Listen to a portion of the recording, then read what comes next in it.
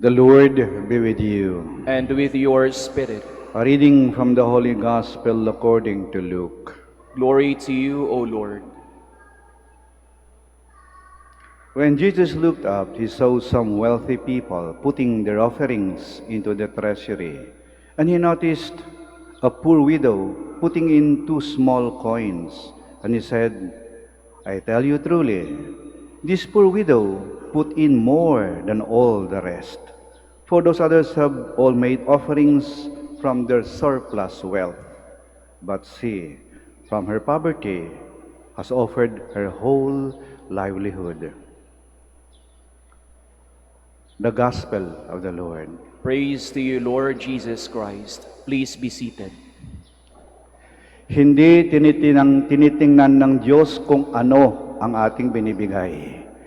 Tinitingnan ng Diyos kung paano tayo magbigay. Hindi tinitingnan ng Diyos kung ano ang ating ginagawa. Tinitingnan ng Diyos kung paano natin ito ginagawa.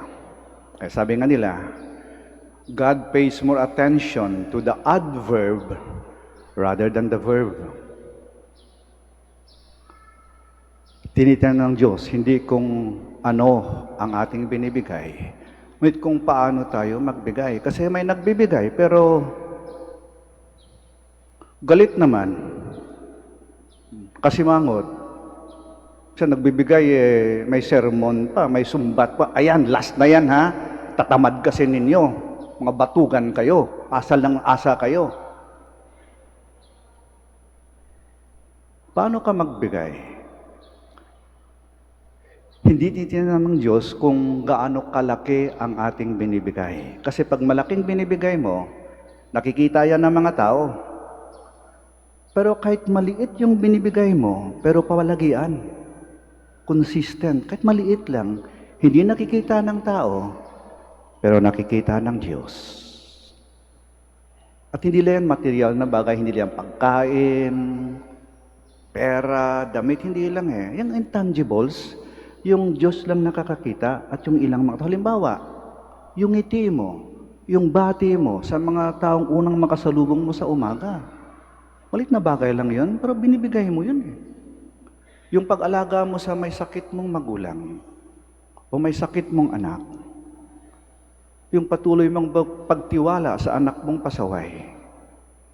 Yung patuloy mong pagbigay ng patawad sa mga taong nakakasakit sa iyo. Hindi ito nakikita ng iba, pero nakikita ito ng Diyos. At pag ginagawa natin to, ito'y lagi may kalakip na pagmamahal. Yung ating mga kamay kasi, nakaugat sa ating mga puso. Kung anong laman ng puso mo, yan ang binibigay ng iyong kamay. Pagbukas yung puso mo, bukas din yung palad mo. Ang pagbibigay ay laging nag-uugat sa pagmamahal. Kaya nga sabi nga sa Credo of Stewardship, giving is the best proof of loving. Sabi ng isang santo, we cannot give what we do not have.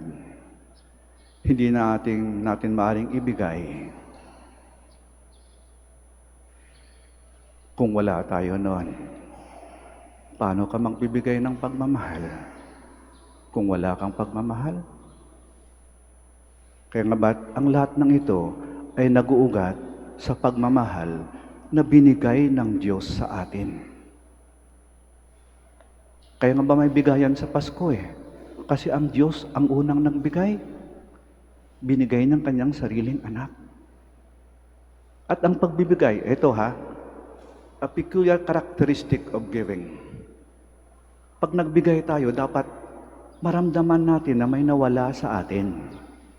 When we give, we should feel that something was lost or taken away from us. May nawala. Kasi, pag nagbigay ka, nawala kang naramdaman na wala sa'yo, hindi pagbibigay.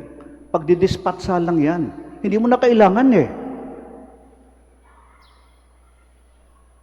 When you give because you don't need it anymore, it's not giving, it is simply disposing. Yung pagbibigay kasi, maramdaman na wala sa'yo. Mas nasabi nilang yung mga magulang, yung nanay na yung kanin ay susubo na lang, ibibigay pa sa kanilang mga anak. Yun ang pagbibigay. Laging may kalakip na pagmamahal. At yung pagbibigay, kalimitan, nagsisimula yan sa tahanan, nagsisimula sa pamilya. Yung nakikita ng mga bata na ginagawa ng kanilang mga magulang, yun ang kanilang sinusunod. Kasi ang mga magulang yung unang mga guro at yung tahanan yung unang paaralan. Kaya natutunan ng mga anak sa kanilang mga magulang. May kwento ng isang bata, 6 years old, magbe-birthday siya. Taon-taon nagse-celebrate. Pero nang 6th birthday na, sabi ng bata, Mami, Daddy, imbis na magpa-party ako, imbis na mag-blow out, imbitahan ng mga kaibigan, maraming tao, maraming handa. Yung perang pampa-birthday, pang-celebrate ko, bili natin ng pagkain sa Jollibee, tapos dalhin natin sa bahay ampunan. Pamigay natin sa mga bata doon. Hindi na ako mag-celebrate. Sabi ng nanay at tatay, sabi niya, ay paano? Mawala ng celebration mo.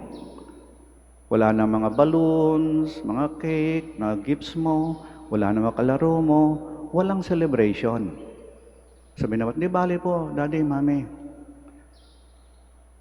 Kahit mawala ang mga ito, nandyan naman kayo at nandyan ang inyong pagmamahal. At hindi yan mawawala. Pero ang mga batang to sa bahay ampunan, wala silang mga magulang. Mas kailangan nila to.